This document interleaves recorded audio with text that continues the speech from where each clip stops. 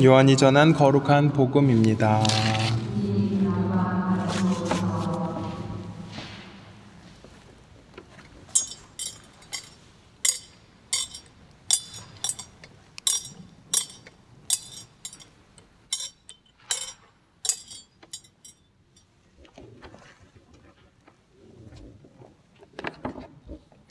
주간 첫날 이른 아침 아직도 어두울 때에 마리아 막달레나가 무덤에 가서 보니 무덤을 막았던 돌이 치워져 있었다. 그래서 그 여자는 시몬 베드로와 예수님께서 사랑하신 다른 제자에게 달려가서 말하였다. 누가 주님을 무덤에서 꺼내갔습니다. 어디에 모셨는지 모르겠습니다. 베드로와 다른 제자는 밖으로 나와 무덤으로 갔다. 두 사람이 함께 달렸는데 다른 제자가 베드로보다 빨리 달려 무덤에 먼저 다다랐다. 그는 몸을 굽혀 아마포가 놓여 있는 것을 보기는 하였지만 안으로 들어가지는 않았다. 시몬 베드로가 뒤따라와서 무덤으로 들어가 아마포가 놓여 있는 것을 보았다. 예수님의 얼굴을 쌌던 수건은 아마포와 함께 놓여 있지 않고 따로 한 곳에 개켜져 있었다. 그제야 무덤에 먼저 다다른 다른 제자도 들어갔다. 그리고 보고 믿었다. 사실 그들은 예수님께서 죽은 이들 가운데서 다시 살아나셔야 한다는 성경 말씀을 아직 깨닫지 못하고 있었던 것이다. 주님의 말씀입니다.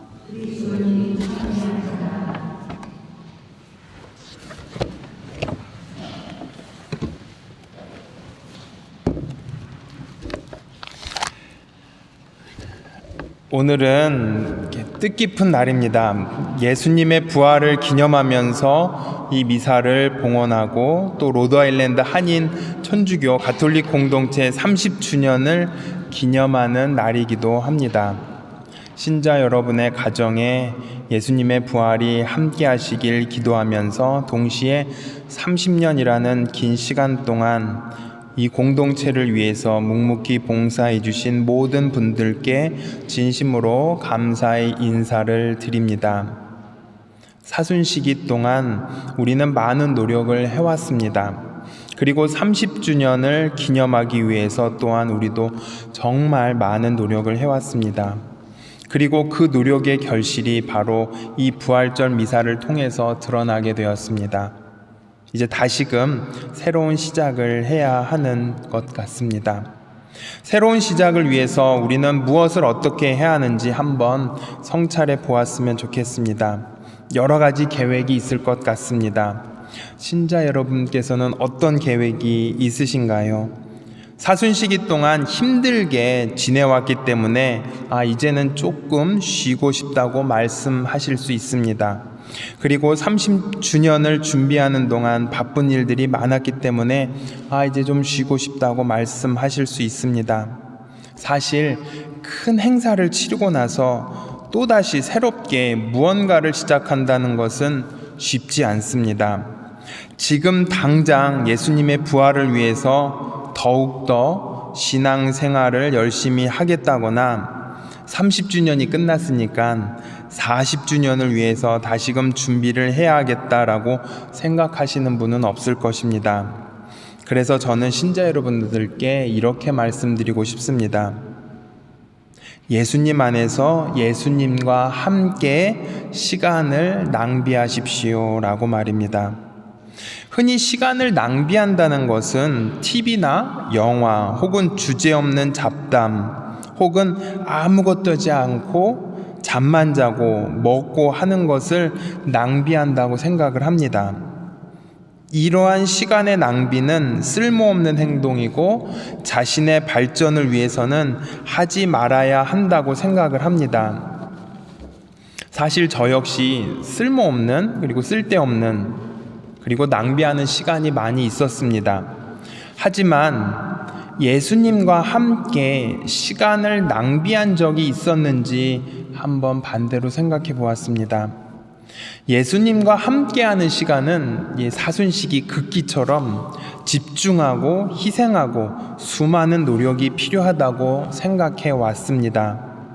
정말로 사순시기에는 그렇게 해야 합니다. 그리고 30주년을 기념하기 위해서는 그런 준비를 해야 합니다. 하지만 저는 부활 시기에는 한 번쯤 그냥 아무것도 하지 않는 것 같지만 그냥 예수님과 함께 편안한 시간을 허비하는 기회를 많이 가졌으면 좋겠습니다 라고 말씀드리고 싶습니다. 편하게 성당에서 아니면 집안에서도 아무것도 하지 않고 물끄러미 예수님 십자가를 바라보고 또 성모님을 바라보면서 쓸데없는 좀 낭비하는 시간을 가져보시기 바랍니다. 편안한 옷차림으로 맛있는 음식과 함께 예수님과 그리고 성모님과 수다를 떨어보시기 바랍니다. 그동안 힘들었던 일들, 그동안 속상했던 일들을 그냥 바보처럼 편안하게 이야기하는 시간도 필요할 것 같습니다. 우리가 그동안 TV나 컴퓨터, 핸드폰 혹은 좋아하는 사람과 쓸데없는 시간을 보낸 것처럼 그런 시간을 이제는 한 번쯤은 예수님과 함께 가졌으면 좋겠습니다.